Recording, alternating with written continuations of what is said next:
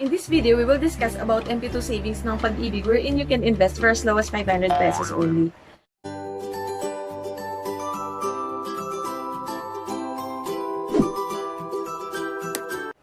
Hi everyone, I'm Rica G and this is Rica G channel. Welcome back for another vlog, and before I start, please subscribe to my channel and click the notification bell below for you to be notified whenever I upload new videos. If you're new on this channel talks about lifestyle, tips, reviews, and tutorial. So for today's video, we will discuss about MP2 savings of Pag Ibig Fund, wherein you can invest for as low as 500 pesos only. Just a disclaimer lang guys, before we start, I'm not a financial advisor and whatever I will discuss is based on my experience and research. So guys, as much as possible in Tagalog ko to i-explain para ma-appreciate ng lahat kung gaano kaganda tong savings program na MP2 ng Pag Ibig Fund. Yung Pag Ibig, meron silang dalawang savings program, yung regular savings program na mandatory and yung MP2 savings program na voluntary. Explain ko yung difference nung dalawang savings program kasi tayo mostly ang alam lang natin yung regular savings program na mandatory na kinakaltas ng employer natin. So, start muna ako sa regular savings program. Ano ba yung regular savings program ng Pag Ibig? Yung regular savings, ito yung 20 years or kapag nag-retire ka na, ipa-flash ko din mamaya or i-discuss ko kung kailan nyo makukuha yung savings nyo dun sa regular savings ng Pag Ibig. So, ito yung mandatory na 20 years, kinakaltas ni employer. So, nagsishare si employee, 100 pesos. And then, tinatapatan ni employer ng 100 pesos din. And all in all, kapag maturity na or 20 years na, pwede mo siyang maklaim lahat yung savings mo doon and nag-e-earn din siya ng dividend or interest. So, magkano ba yung dinededuct sa atin dito ng employer natin? 100 pesos kasi ito ay based sa Republic Act 9679. So, again, 100 pesos kay employee, 100 pesos kay employer, nagiging doble yung savings natin. And then, pwede ka rin or optional, pwede kayong magpadagdag ng savings nyo or ng ikakaltas sa inyo monthly dito sa regular savings na to. Mag-a-accomplish ka lang o mag-fill up ka ng request for upgrading savings form and ipapasa mo kay employer. Pwede kang magpadagdag. In my case, instead na 100 pesos yung deduction ni employer sa akin, pinadagdagan ko, ginawa ko siyang 300 pesos. Pero neto na lang yung year ako nagpadagdag. So kayo kung as much as possible, kung kaya nyo naman magpadagdag kasi mas malaki nga yung dividend o yung interest niya kung mas malaki yung savings nyo. So, ipa-flash ko dito yung naging dividends ko. So, yung total employee share ko is 15,550 and total employer share ko is 4,750. Medyo mataas yung employee share kasi nga nagpadagdag ako this year lang. Yung total dividends ko is 12,873 o yung naging interest nung savings na yun sa Pag Ibig. Bilis niyang tumaas. Then, total savings is 43,174. So, kung gusto niyo rin makita yung total na savings nyo, meron akong ginawang vlog previously na kung paano kayo mag-create ng Pag Ibig virtual or virtual Pag Ibig online para ma-check nyo din yung total na employee share nyo and share ni employer and yung total na savings nyo. Ilalagay ko din sa description box below yung link dun sa tutorial ko kung paano gumawa ng virtual account. And pwede nyo ring i-click yung card dito sa taas para mapunta kayo dun sa video na ginawa kong tutorial. So kanina, diniscuss ko na 20 years yung maturity ng regular savings ng Pag Ibig. Ano ba yung reason pa aside dun sa maturity niya na 20 years para makuha mo yung savings mo sa Pag Ibig? So, pwede mong i-withdraw yung Pag Ibig regular savings mo on the following situation. Membership maturity after 20 years equivalent to 240 monthly contribution. Retirement at age 60 optional or 65 mandatory. Separation from service due to health reasons. Permanent departure from the country. Permanent and total disability or insanity. Upon death, in which case, his legal heirs will receive his tab plus an additional death benefit. And lastly, critical illness of the member or any of his immediate family member as certified by a licensed physician. So, that's it for the regular savings on Pag Ibig. Punta na tayo dun sa MP2 savings na sinasabi ko kanina na investment for as low as 500 pesos. So, itong MP2 savings ay voluntary, hindi ka parehas ng regular savings na mandatory. Ang maturity date niya is 5 years. So, after 5 years, pwede mo nang kunin yung savings mo or pwede mo nang i-withdraw sa Pag Ibig yung savings mo. Okay, pag-usapan na natin kung bakit maganda yung MP2 program ng Pag Ibig. Una sa lahat, minimum ng 500 pesos yung savings mo at hindi siya kailangang monthly. Kung ngayong month, pwede kang maglagay ng 500. Next month, pwedeng 1,000. Kung may pera ka pa sa susunod na month, pwedeng 1,500. So, hindi siya kailangan na regular kang monthly mag-save doon. Mas mataas din ang dividend rates niya compared dun sa regular savings ng Pag Ibig. So, again, ipa-flash ko dito yung dividend rates ng Pag Ibig based sa website nila from the past years or from the previous years. 2011, 4.63%. 2012, 4.67%. 2013, 4.58%. 2014, 4.69%. 2015, 5.34%. 2016, 7.43%. 2017, 8.11%. 2018, 7.41%. 2019, 7.23%. 2020, 6.12%.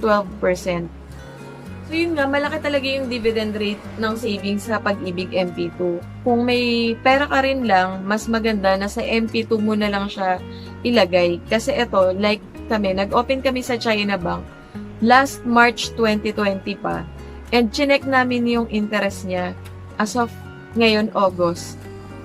26 pesos lang siya, yung interest niya. Eh, kung sa Pag Ibig MP2 savings na lang namin nilagay, yun nga lang kasi 5 years mo makukuha yung savings mo. So, ito yung mga savings na meron kang paghahandaan na hindi mo kasi siya makukuha anytime. Kaya, yung ilalagay mong savings sa Pag Ibig, yun yung i-expect mo na after 5 years mo makukuha with high interest naman. Isa pang dahilan kung bakit dito kayo sa MP2 savings dapat mag-invest is guaranteed ng government. Since Pag Ibig nga siya, guaranteed ng government, back up ng government. Isa pang dahilan is tax-free siya kasi kapag sa stocks o sa bonds, parehas na merong tax. Hindi hassle mag-open, pwede ka mag-open online and napakabilis lang mag-open online. Sa mga susunod kong video about MP2, discuss ko na rin kung paano mag-open ng MP2 online. Okay, tanong, sino ba yung mga pwedeng mag-open ng Pag Ibig MP2 savings? Active Pag Ibig Fund members and former Pag Ibig Fund members with other sources of monthly income or pensioner regardless of age with at least 24 monthly savings prior to retirement. So, ayan, kailangan active ka sa Pag Ibig and meron kang at least 24 monthly contribution. Minimum na pwede i-invest, 500 pesos. Maximum, walang limit. So, kung ikaw marami kang pera, let's say meron kang 1 million, 2 million, 3 million, or 100,000 sa bank, pag dito mo nilagay sa MP2, ang laki ng dividend, and yung dividend kasi, pwede mo siyang kunin yearly at pwede din siyang after 5 years na. Option mo kung yearly mo gustong kunin yung dividends mo or after 5 years na kapag mature na yung savings mo. So, paano tayo magsisave? Pwede yung one-time savings na sinasabi ko kanina na let's say 13th month, nakakuha ka ng 13th month kesa bumili ka ng kung ano-anong mga gadgets or mauubos lang sa luho yung pera mo, lagay mo sa MP2 or isang buong pera is i-remit mo sa kanila. And then after 5 years, yun, magkakaroon siya ng interest.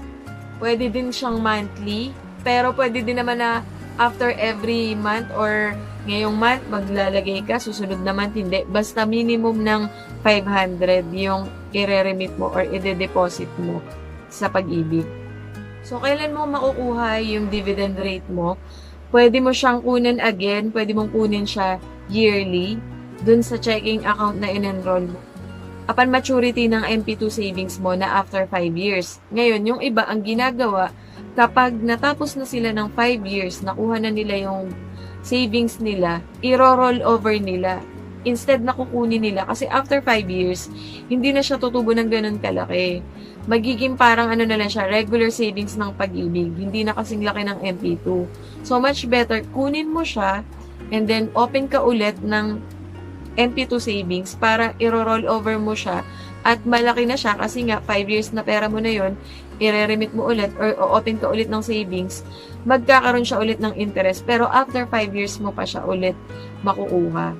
Pwede ka bang mag-open ng multiple account or iba-ibang account, hindi lang isang account ng MP2? Pwede. So, ako, sa akin, ang ginawa ko is deduction sa company namin. Kasi, para sa akin, mas okay yung deduction. Kasi hindi na nakakarating sa akin yung pera na yun. Halimbawa, eto, ipa-flash ko yung sample ng MP2 savings ko na mache-check mo rin online kung meron kang Pag-ibig account online. So, based dito sa record, kasi kakastart ko lang nung April and hanggang July ito. So, April, May, June, July, nakalagay total contributions 4 months. 12,000 yung nakalagay. Bali kasi 1,515 siya per cut-off. Mas okay sa akin na deduct siya ng employer para yun nga, at least hindi na sa akin dumadaan. Kung magkano na lang yung natitira sa salary, yun na yung babudgetin mo. And hindi mo ina-expect after 5 years na yun nga, malaki na yung pera mo dun kasi may interest pa. So yun, dalawa siya. Pwedeng kayong voluntary na magre-remit at pwede din na deduction kay employer. Kung deduction kay employer, makipag-usap kayo kay HR nyo or sa employer nyo para maisama sa deduction nyo monthly. Pwede din naman na voluntary, mag-open kayo ng account ng MP2. Sa mga susunod kong vlog, dun ko na lang i-discuss kung paano mag-open ng voluntary. Kasi plan ko rin mag-open ng voluntary aside dito sa deduction from the company. So yun nga, nakikita ko na kasi dati itong MP2 na to, pero hindi ko pa kasi siya masyadong iniintindi previously. So, yung realization ko lang is, yung bunso kasi namin 5 years old na siya ngayon. 5 years yung maturity nitong MP2 savings. Kung nag-start pala ako previously, di sana ngayon, yun nga, meron akong i-claim. So, ang bilis lang ng 5 years. Instead na sa bank nyo dalhin, kasi si bank, magde-deposit ka, magsisave ka sa kanya, yung pera mo, ipapaloan niya din at magkakaroon ng interest. Yung interest na mapupunta sa inyo is sobrang minimal na lang. Tulad nga ng binigay kong example, March 2020 pa kami nag-start. August na ngayon, 26 pesos lang yung naging interest. So, kung meron kang extrang pera monthly, or kung hindi naman monthly, katulad ng paliwanag ko kanina, pwedeng dito mo na lang ilagay kesa sa bank. So, that's it guys. Very basic lang muna. Sa susunod na mga vlog ko, i-discuss ko mas malalim sa regarding sa MP2. Kung may questions kayo, please comment na lang sa baba and I'll try my best to answer all your questions. Thank you for watching and please subscribe to Rica G channel. Bye!